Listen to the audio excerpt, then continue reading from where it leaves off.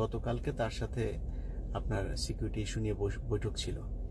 সেই বৈঠক থেকে 3 জন যখন বের হয়েছে, বের হওয়ার সময় সেখানকার এক কর্মকর্তা আমার পরিচিত একজনের সাথে আলাপ করেছে যে এই 3 জনের সাথে যে কথোপকথন হয়েছে, তারা গোয়েন্দা তথ্য দিয়ে শেখ হাসিনাকে বলেছে আপনি সরে যান, আপনি কোনোভাবেই এটা আসলে আমাদেরকে কন্ট্রোল করা সম্ভব হবে না, সো আপনি দিয়ে দেন, রিজাইন দেন, আমরা তারপরে দেখি কতটুকু কি করা যায়।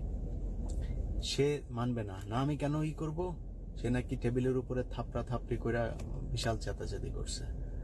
তো ওরা এক প্রকার হয়ে মানে অপমান হয়েই যখন বের হয়েছে, মুখটুক খুব কালো করে এসে তারপর তারা বের হয়েছে।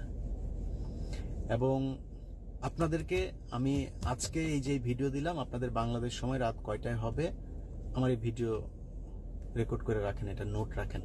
আমি বললাম আপনাদেরকে আগামীকালকে সেনাবাহিনীর আচরণ আরো পরিষ্কার হবে।